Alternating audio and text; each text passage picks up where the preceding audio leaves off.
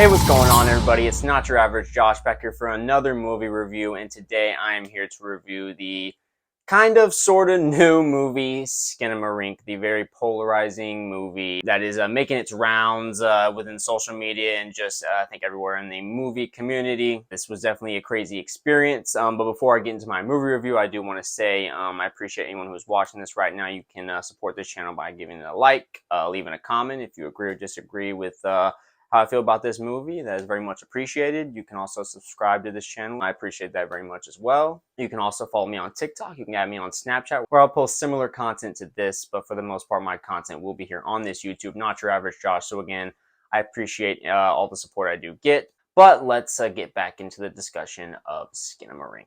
Skinamarink was directed and written by Kyle Edward Ball. It is a movie about two children who wake up in the middle of the night to find their father is missing and all the windows and doors in their home have vanished. Now, this movie actually premiered last summer, I believe, at Fantasia Fest. I'm not too familiar with that movie fest, but I hadn't really heard about it when it came out there. It hadn't really gotten any releases, any wide releases for sure, but really even any smaller theaters around me. I had started to hear about this movie lately, and I finally watched the trailer for it about a couple weeks ago, and I was really intrigued by this idea. If you don't know anything about this movie, if you watch the trailer, it really comes off as a kind of a paranormal activity, home footage type of movie. Interesting concept. The way it was filmed, just from the trailer, again, not from the movie yet, but just from the trailer, I was very intrigued with the concept. Interested to see where this movie would go. It seemed like a very different movie. We're hearing these very polarizing reviews from people, reactions from people. Some people loved the movie, thought it was very traumatizing, very scary, and then other people were very completely just bored by it flat out. So I was very interested to see where I would lie with this movie going in to see it. I went to see it with my friend. We were both pretty excited to see this movie. The movie was actually about to sell out the day we were going to see it. We saw it a couple of days ago on a Friday. We were pretty excited, coming off of seeing Terrifier 2 near the end of last year, which I thought was an amazing theater experience, especially the first time I went to see it, just the crowd reactions for that. But unfortunately, I will say I did not have a good time with this movie. As I said, it is directed and written by Kyle Edward Ball. Honestly, this movie is just so crazy. If you have not seen this movie, it's such a hard movie to really talk about objectively, really any movie, but really this movie. It really is truly polarizing. The concept of it, and along with the execution, or the non-execution, I guess you will say. I actually looked into the budget of this movie, and it seemed it was made for a $15,000 budget, which is crazy that a movie was made. I mean, of course, nowadays, with technology, anybody can really make a movie, so it's not that wild that a movie wasn't made for that cheap. But just the fact that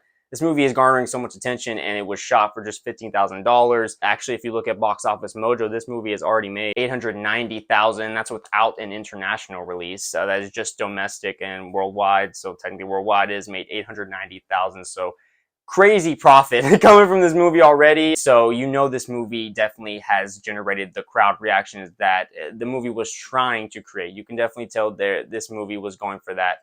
Not necessarily shock and awe in terms of like violence or anything, but just an overall concept. But for me, I think where this movie really falls short is just the execution. The concept of this movie, as I said, is very interesting. You have this idea of these two children waking up in a home. It's nighttime. The majority of this movie, if not all of it, takes place at nighttime. The idea of having these two children, brother and sister, and their father is all of a sudden missing, and their mom is acting weird. And just the whole environment just a lot of the ideas that can come from that was very intriguing. But it just felt like, however, whenever they were writing this movie, making this movie, in the filming process, whatever, the whole creative process of this movie just felt like the execution was ignored with this movie. And honestly, if you watch the trailer, you really get most of the movie. Not in a typical way to where you just see the whole story unfold, but just that you see everything that the movie is from the trailer. And it was such a disappointment. It would have been very interesting to be involved with the writing process of this movie, the editing, just the filmmaking process as a whole. Like, everything about this movie intrigues me in terms of how it was made. But then as you're watching the movie, I'd say like 20, 30 minutes into the movie, the whole thing is literally just very grainy footage. There's some shots in this movie that you can't even tell what's going on. I get it's all part of the environment they're trying to build. in terms of environment, I mean, they do a really great job. I was really on edge for most of this movie. My experience and my friend's experience were very different. He told me after the movie that like 20 and 30 minutes in, he was, for the first time really ever for him, was thinking like, I really wish I had a refund for this movie. I wouldn't go that far with this. I didn't dislike this movie that much, but I was on edge throughout most of the movie because I thought there was going to be something happening, that this wasn't all just inconsequential. And for me, that's what this whole movie just felt like at the end of it. The journey you go on, the fact that I was generally terrified at moments in this movie because the environment really got me. I was enveloped in the sound effects, and the sound design is really well done in terms of having that scary, spooky, creepy feel to give you the kind of tension. And I was very tense through most of this movie. But once you get to the end of the movie and nothing has really happened story-wise, it's all kind of conceptual, interpreted stuff. As I mentioned in the description, there's this part of the movie where I guess windows and doors that were in the house are not there anymore. And that is an interesting concept, I suppose, but it's just never explained well. And it's just kind of this creepy scenario that's happening that's never explained, never fleshed out. It's just an interpretation thing, and that's what a lot of the ideas in this movie really are. They don't pan out to anything, and that's for me why I just didn't have a good time with this movie at the end of it. Like I said, I was genuinely terrified for a good portion of this movie. Unlike my friend who really just wasn't into it at all, I was for a great portion of this movie. And if they had executed it in any of the ideas in this movie, there's a few ideas that they go for, and you're like, okay, are they going to go that direction? And they just stay with this concept. It's just more of like a concept. It's the whole time the camera shots, you either are focusing on the floor in a way, you're never focusing on the characters quite at all. And again, that's an interesting idea, but the whole movie is just sound effects, no real dialogue. The dialogue that there is very short-lived and sometimes so quiet you can't even hear it. Sometimes there's subtitles on the screen because it's so quiet, and it's obviously dialogue they want you to hear. There would be these weird camera angles throughout pretty much the whole movie. You rarely get a full just camera angle, a full body shot on someone, or even just a shot of their face even. And it does build the tension, like I said, but when you don't have a payoff, that's where this movie just completely falls for me. There is no payoff, and so even though I was terrified through moments of this movie, it doesn't make me want to ever go see it again because the payoff isn't worth it. You know, a great horror movie, the best thing about a great horror movie that can terrify you is that the payoff is so good and the story is so well done that even though you know you may be terrified going back to rewatch the movie, you still want to go back and be involved in this journey because it was still so entertaining or so enveloping. And this movie, it had the lack of execution. I think that's really just what this comes down to. In terms of the acting, there really isn't much to speak of in this movie, honestly.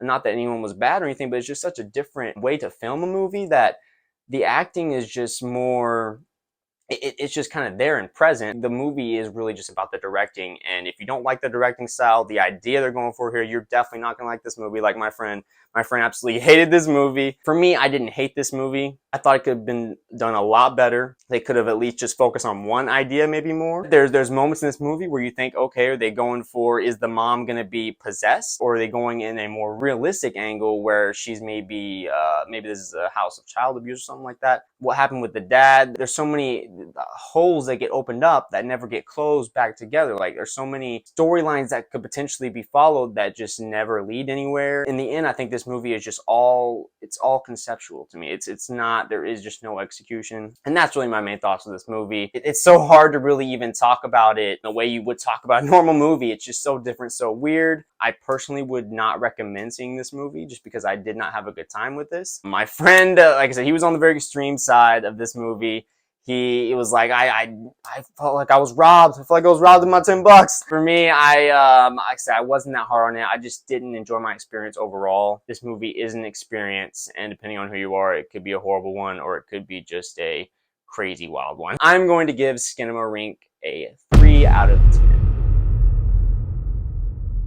As I am prone to say, and will probably say a lot as I continue to do videos on this channel, you know, film is subjective. I know that's kind of a cliche thing to say in the film circle, I guess you could say, but it is. And this is going to be one of those movies where some people are it's just going to hit in a different way, and they may love their experience with it.